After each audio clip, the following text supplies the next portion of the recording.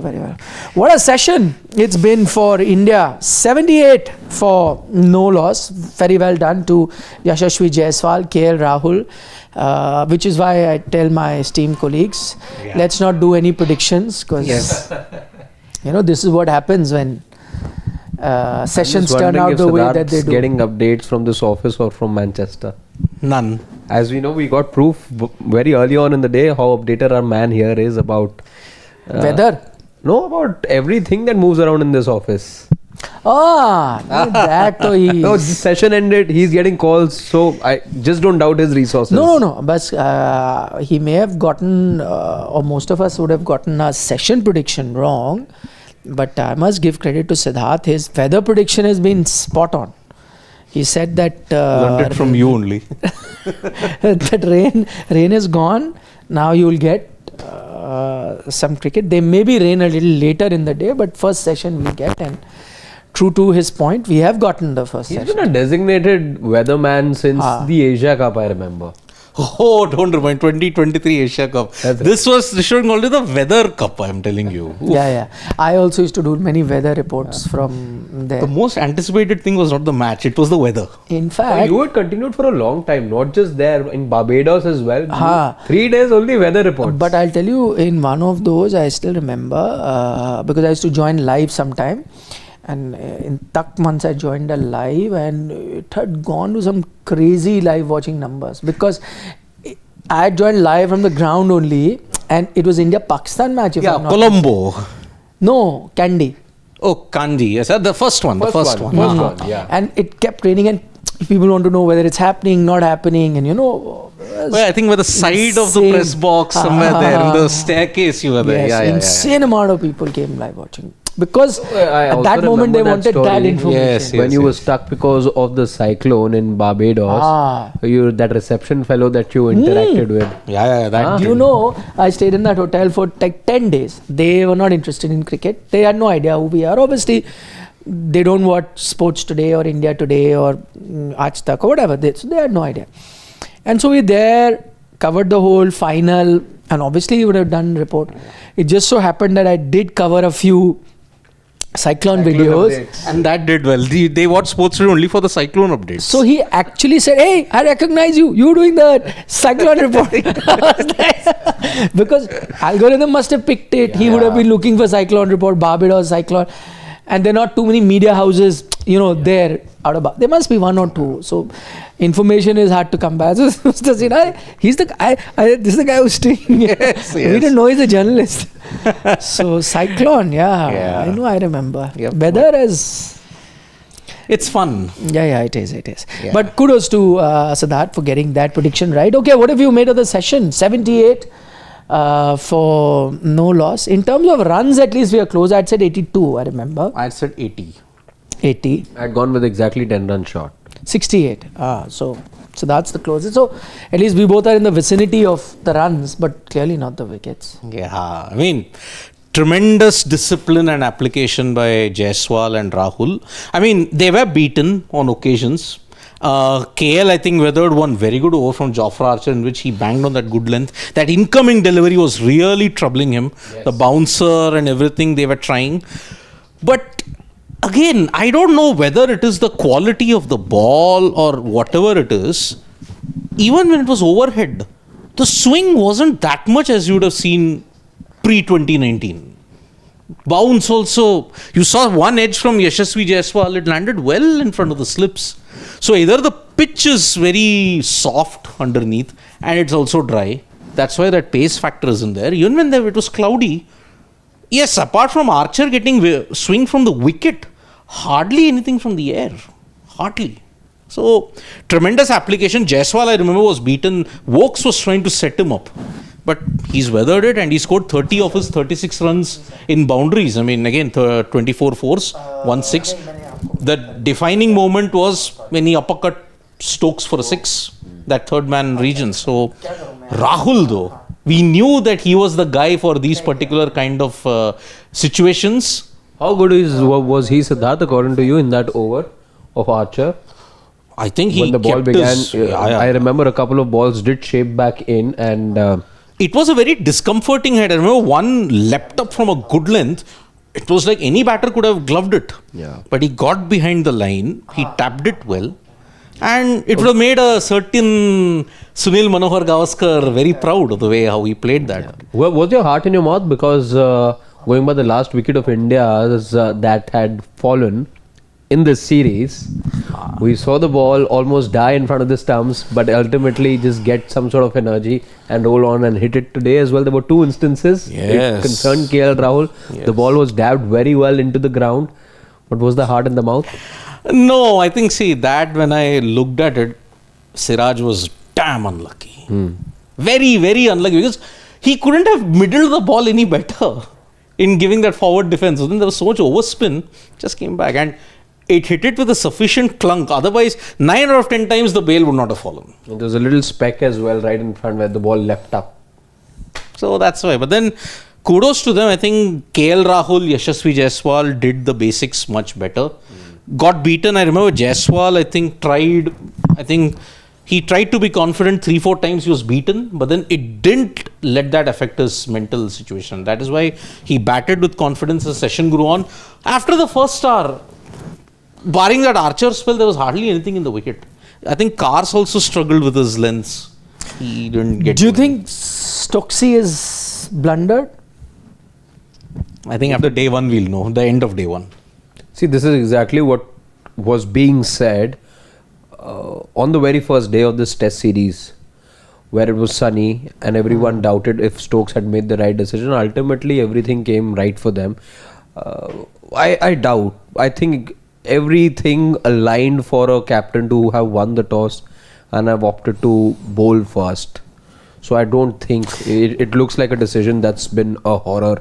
The only reason I'm saying that is because in the pre-show we did have one of our viewers actually point out that in the third and the fourth innings it progressively gets worse, and the average innings did show that. So in that sense maybe Stokesy is right, because India would have to be batting last, and I think that's like the last test match maybe England would be batting last, so in that sense it does seem like that he may have blundered.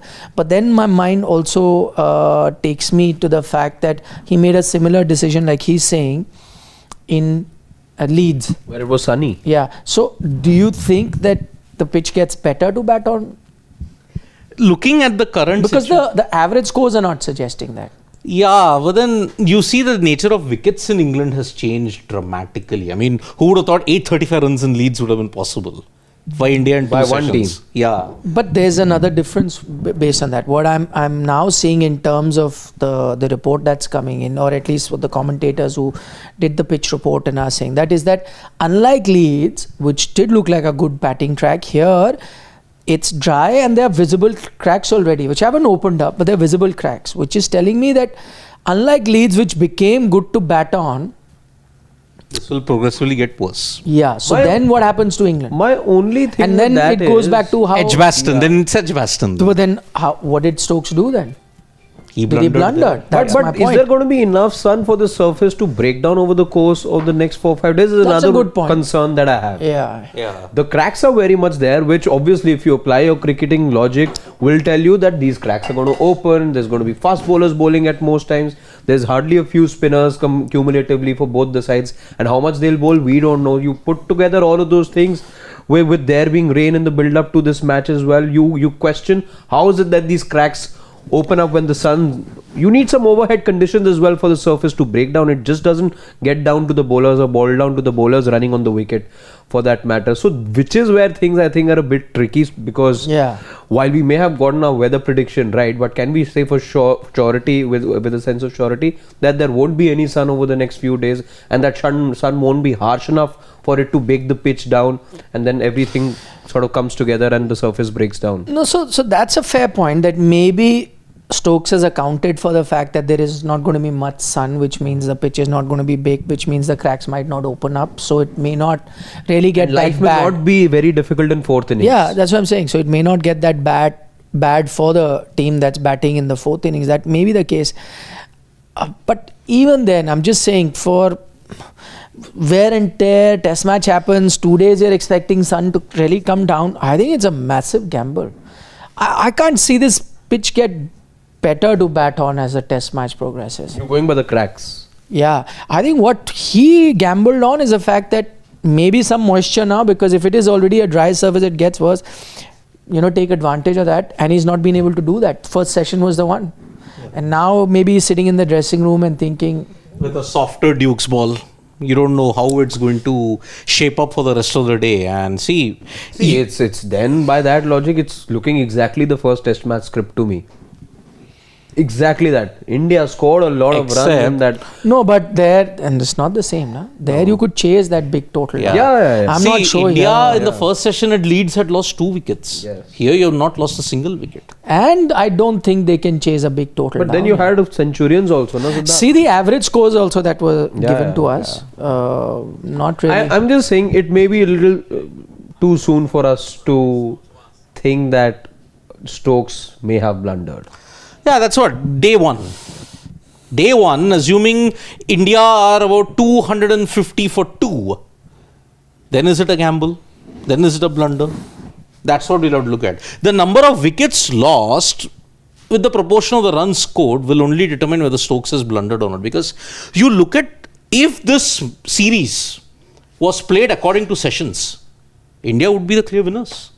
India have won more sessions, but they are 2-1 down incidentally. So what it tells is, they may be winning sessions, but England capture the clutch moments better.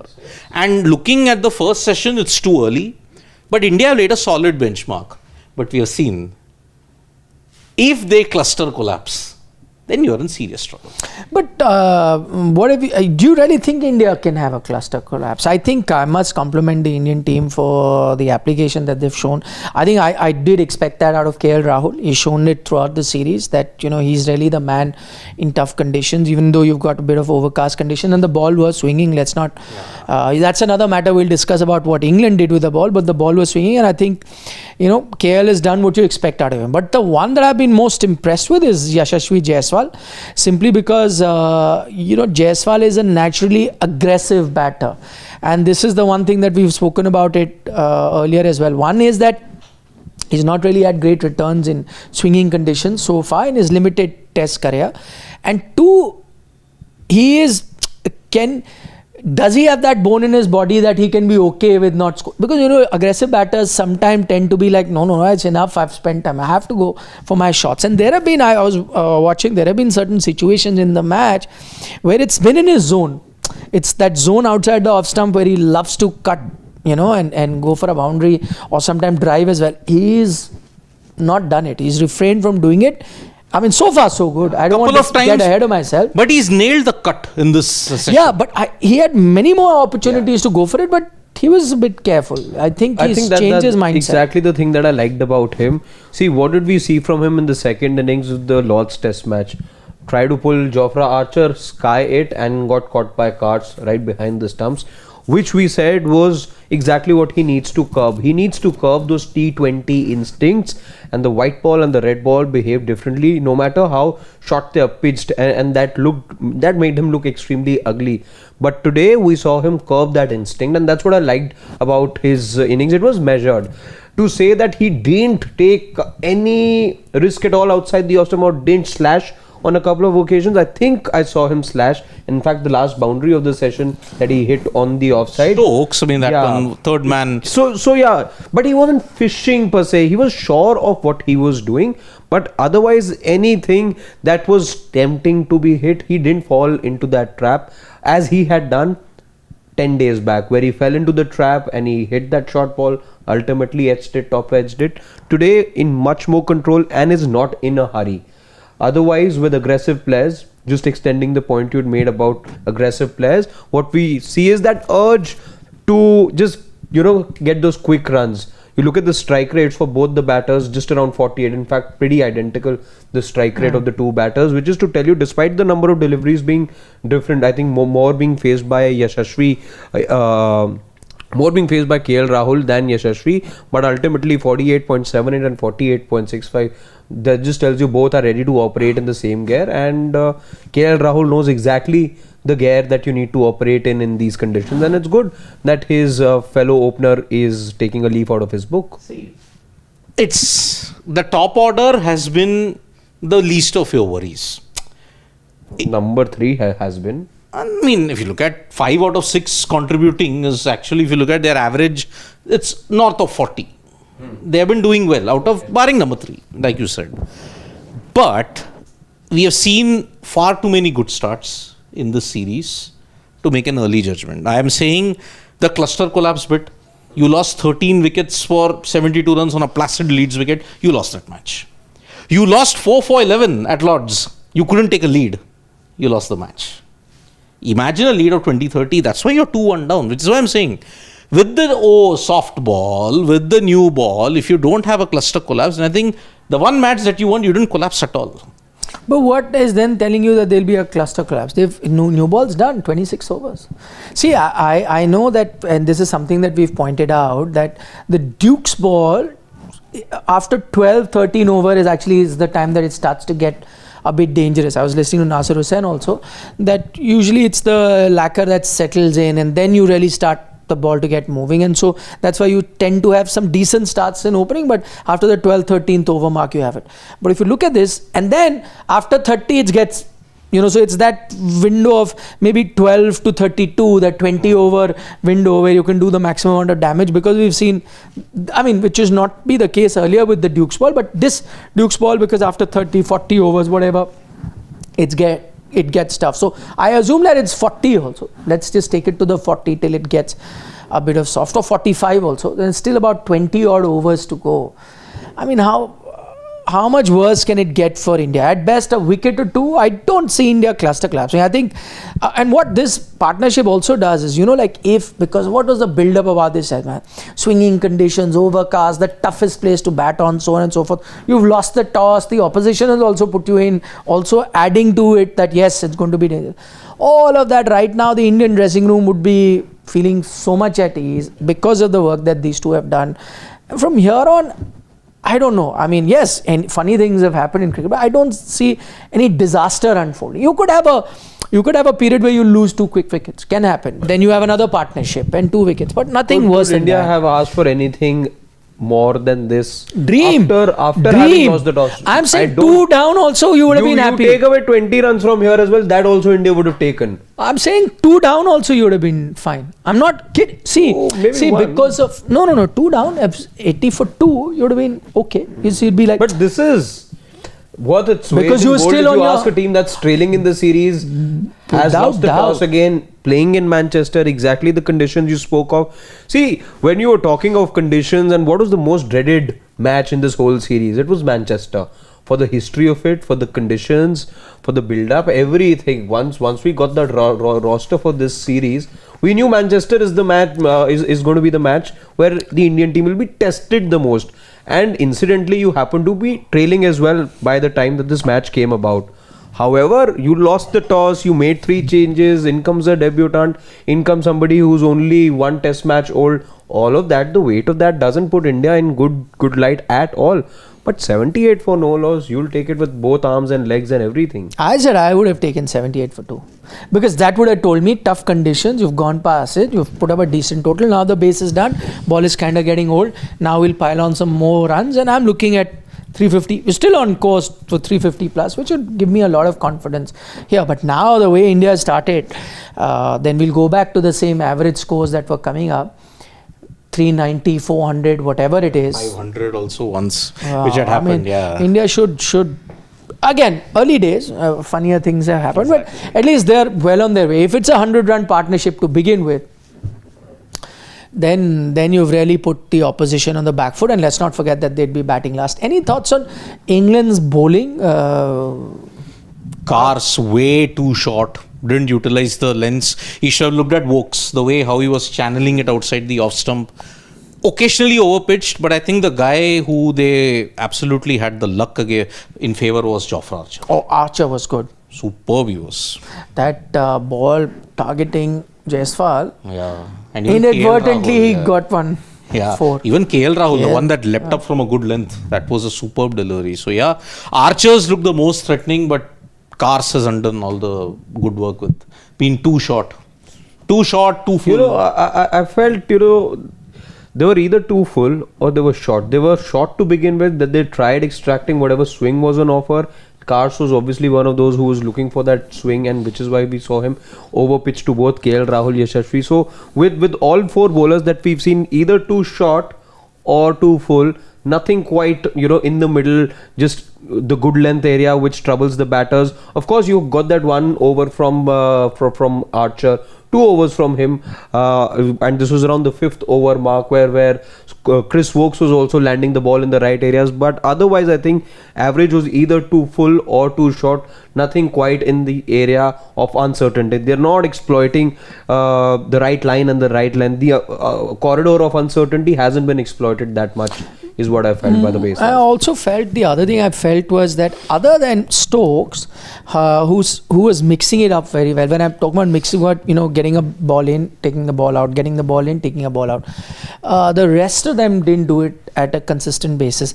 So with Archer, yes, he got ball moving both places, but like if he was in the in-swinger, then he was with an in-swinger for some amount of time, and then or the one that's just going straight. He didn't really get the ball to move out, but the one to go straight. But Stokes was doing it a bit more, and that's where is the area where really it creates confusion. You land at that same spot, you don't know which one's coming in, going out. So other than Stokes, I didn't see anybody else do it, and you would expect from your top order, yes, Vokes has the ability to do it, but was he doing it at a consistent basis? No. He was more determined to go with the natural movement that he's getting. Same with Jofra and Kas, I agree, was a bit wayward. So I don't think they've done that enough. But again, the crucial bit then is this 1 hour, because this is still that time that the ball can offer them that the next 10-15 overs, and I'm sure they go back with some revised plans and they figure it out. And again, that break, batters start from scratch. So that first hour, if they don't get wickets in the first hour now, then I envision 2 days minimum on the field for England. 2 days of running behind the ball. What's also proof of how well India have done is to say that England didn't have any plans for India, untrue. But the fact that there was a leg slip gone for a Jaiswal after a point told you that they had done well to weather the storm. You didn't see that right towards the end. Stokes particularly had that plan against YASHASVI Jaiswal, but after a point that leg slip was also taken away. So credit to the Indian batters. KL Rahul looked fully in control to me. I liked how he was leaving the ball, but that's something we say about him so often in test match cricket. It was again delightful to see, and he's closing in another half century. Hopefully he can get much more than that. Yeah. It's been his most consistent England tour so far. Yeah. Can we get a few questions, Shivam? What have we got? Let's hear in from our wise audience. Yeah. Sharan is saying, absolutely pata pitch, Nick bhai. India need to get 500 plus take advantage bowling fourth. Please make it count India batters. I mean, as of now, I agree with what Sharan is saying. It does look a lot dry. In fact, interestingly, I was listening to Ricky Ponting, and he was asked whether, if you were captain, you won the toss, would you put the opposition? He's like, no way. He said, I looked at the pitch and I was like, this is where I want my team to bat. So it does look like good batting condition. Completely agree with you.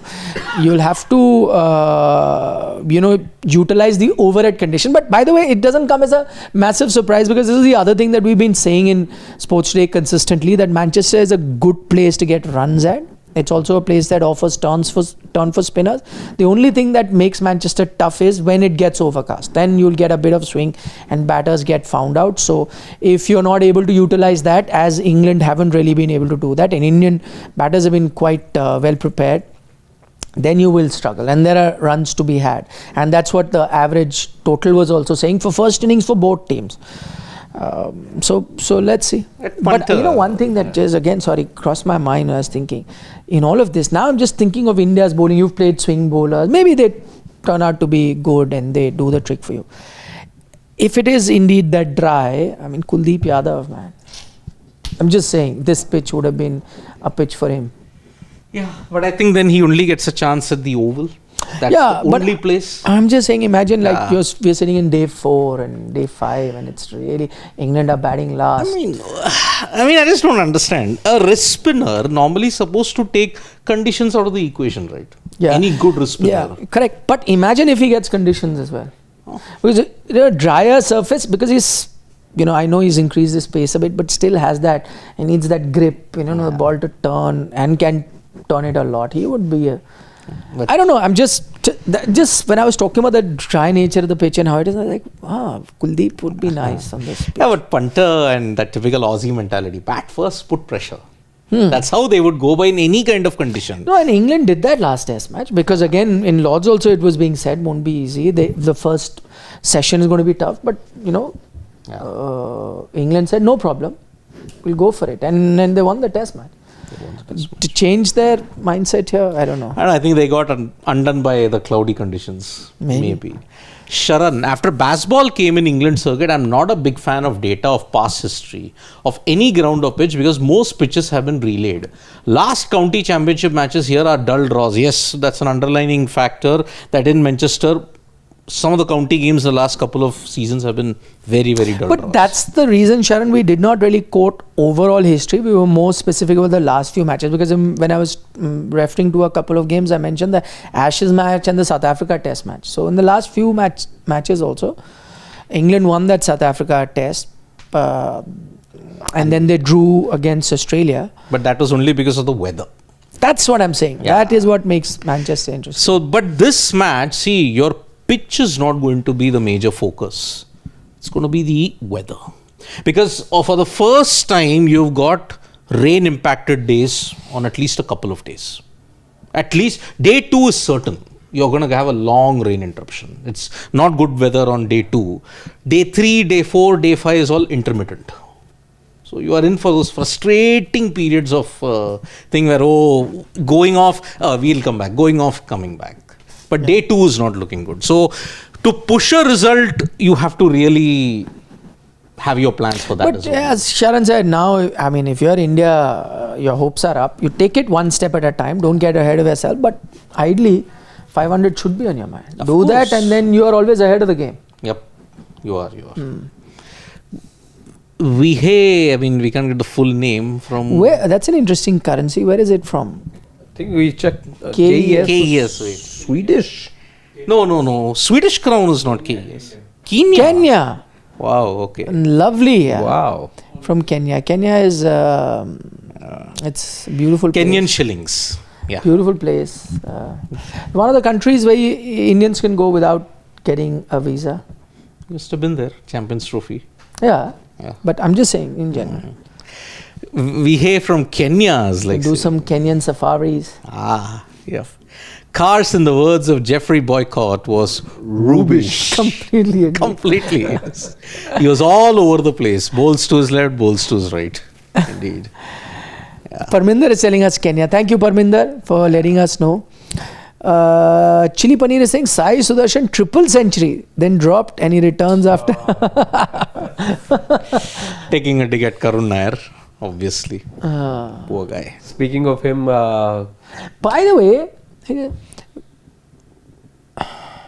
didn't Dawson play that game where Karun Nair got a 300? He did. Chennai, yeah. Yes. He played a couple more after that. South Africa, I think prior to this match, was his last match. So... Yeah, I thought exactly that. Dawson comes back. Karun goes out. Yes. That's what Kumar Vempalli is like asking. It was, in fact, his debut match. What is Kumar? Vempalli is saying is Karun's cricketing career at crossroads after high performance in domestic cricket. This is a very interesting thing. Karun also was a domestic beast, but in international cricket, he's just not done well. Take out that 300, prior to that and even after that, it's just been a barren wasteland for him. So, I think he's not coming back. He's got 250s, I think, after that. No, he doesn't have a 50. I think he just has a triple 100. Can we check Shivam? I think he has... maybe. Answer the question. Is he coming back? No. For me, Lords was the last time he knew it, and I think it's done. Yeah. The way how he was reacting after that dismissal, I mean, it was a total error in judgment. Okay, I mean, now they're going with Sai Sudarshan. Who would be another one in the backup for them? Have you got anybody else? It's not maybe jumping the gun here, but it's not an ideal backup as well. He's also somebody who's batting out of position. That's my question. Do you have Only one triple century. At one point, he will also want to go ahead and bat at his natural position, right? Sai Sudarshan. One triple century, that's it. Never a 50. Never a 50. Best is when he incrementally increased 20, 31, 26, 40. Imagine if this is no, to be. My point is, and who does India go to? Let's say Sai. I mean, hopefully he does have a great time. But let's say, I mean, worst case scenario, he doesn't fire and he gets 2 test matches more. So then it'll be 3 for him. And if it's worst case scenario for the Indian team, what do you do then? Who do you really go to? I mean, Shreyas Iyer. Sarfaraz.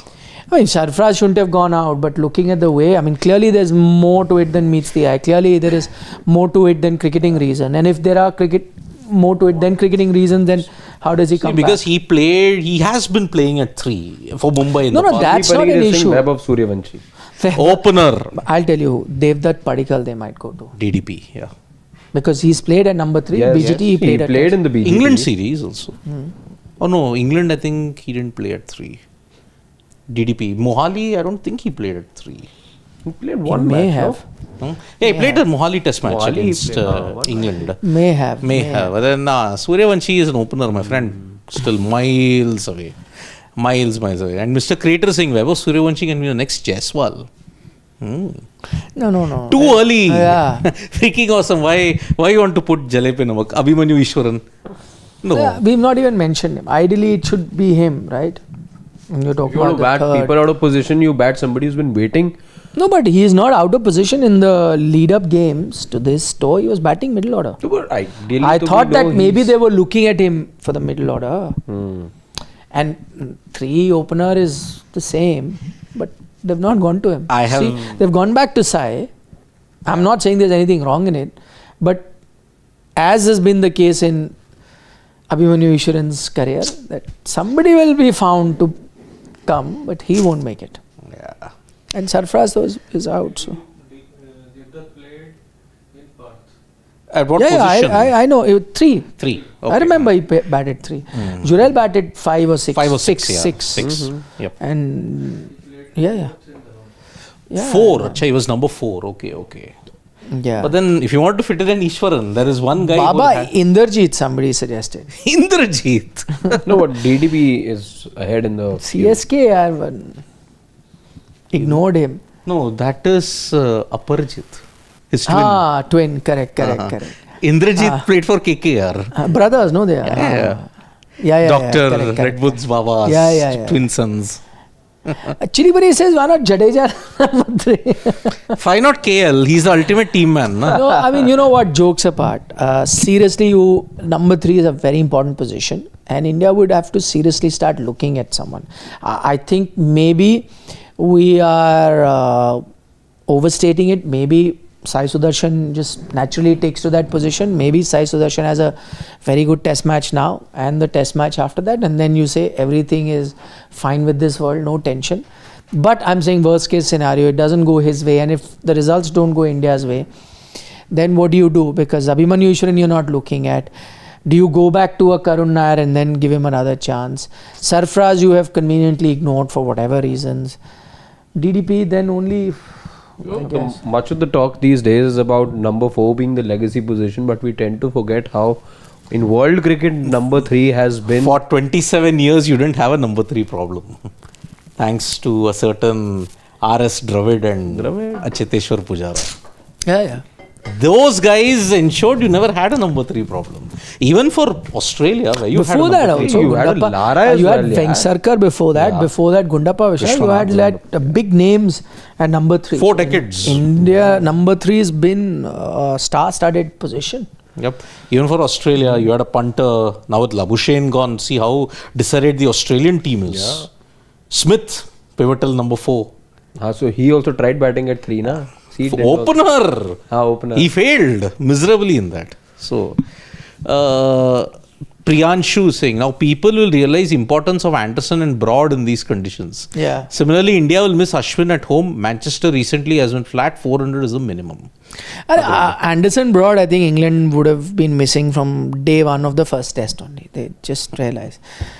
Parminder is saying... These conditions would have killed them. Don't change. Shouldn't just keep one place. Now we can't then read it. Okay. We miss Parminder, we'll take some. It's okay. Just keep it in one place. Now don't... Yeah. Okay. Siddharth is... NAAA is saying, giving 2-3 matches with knife under your throat is not called giving chance. Look at Cam Green at number 3. He took his time and now he's making runs. He's talking about Karun, I guess. But again, he's mixing formats. How does it work otherwise? See, there is no better way of doing things at times. Was he shown the door, or was the axe given to him after the first match, second match, not even the third match for that matter? He would have known that this is your last, whatever. Some of it is obviously going to be for a top athlete, knowing that he's making a comeback. You cannot be not acknowledging that it is a high pressure job to represent the Indian team. It's difficult to get back into it. Some of it is self-inflicted at times as well. Some of it is exterior noise. Some of it is right noise as well. As many of us had also predicted, maybe things don't work out well.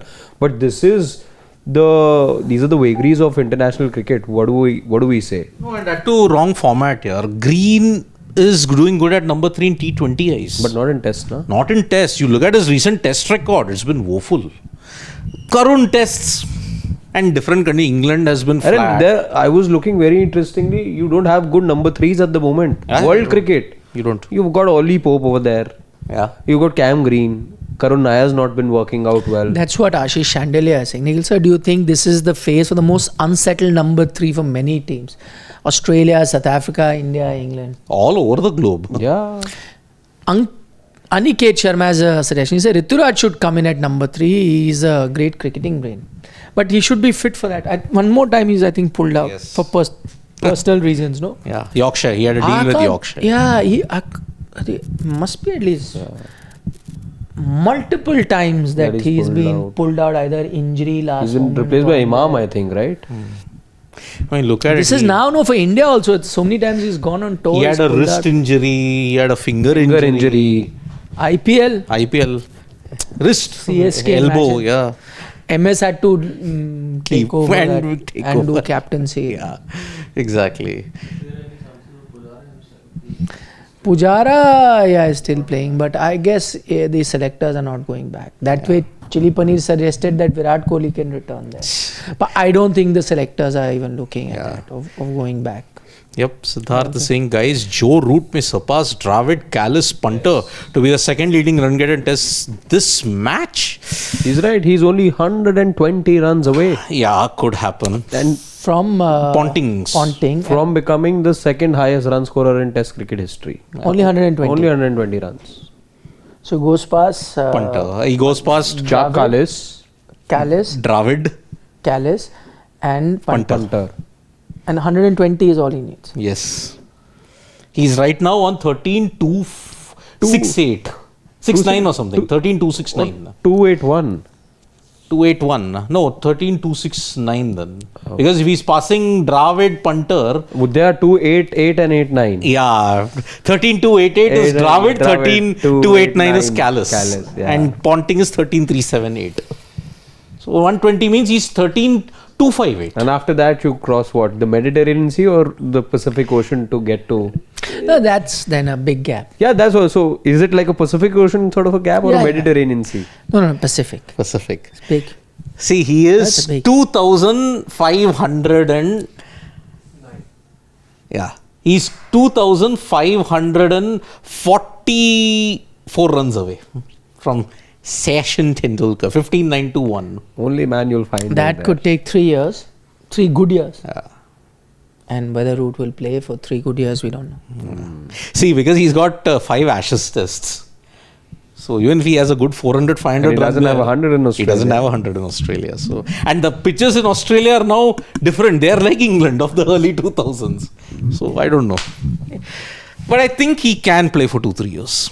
And the kind of pitches England are preparing, and because he'll play half of his test match at home, And if you have teams like Sri Lanka, New Zealand, West Indies come up And they there. are the team that plays the most number of matches in a WTC cycle. Exactly.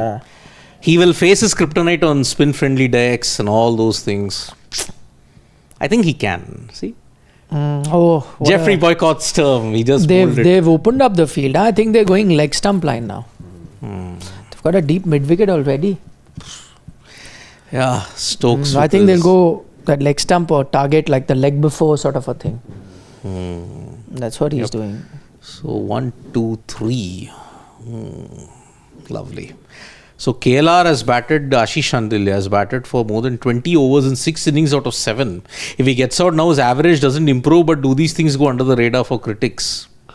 It does not. We all remember Akash Chopra praised him for his stint with 2003-04. Virender Sehwag for doing exactly that. Yep. But again, those were different conditions and different time of how Test match was also played. Yeah. It was a very, very different bowling lineup. That Australian team, I don't know, you should have won the series. They didn't have McGrath, they didn't have Vaughan. Yeah. They only had Gillespie, who was the most established among the one. Bickle. Lee came only 2 games later. Lee, that's what. Still didn't win. Golden chance. Okay, Sainesh Quatra. Sayansh. Sayansh. Sayansh. Sayansh Quatra. Acha. Sayansh Quatra. Predictions for this session.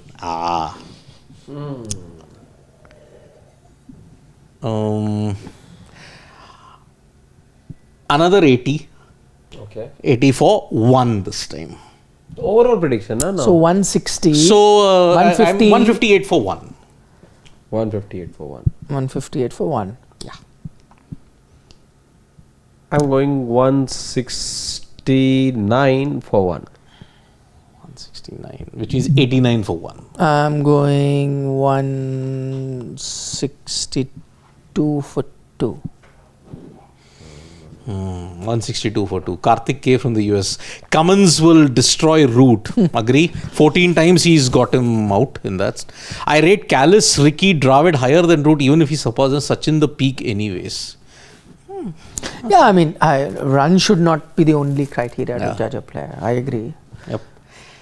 See, if he does well in Australia, then he'll be right. Because I rate Smith higher than Root in the Fab 4 when it comes to tests. Yes. He's gotten greater impact. Perhaps me too. Ashes in England, check his record. This was pre-Baseball. Check his record there. Check his record in India. He's got a fabulous record in India in tough conditions. So Roots also improved that. only in India. But That's he was what I'm always saying. good in India, but not in Australia yet. So that's the thing. Yeah. Okay then. Any questions or shall we? Yeah, I think we'll be back with more updates then.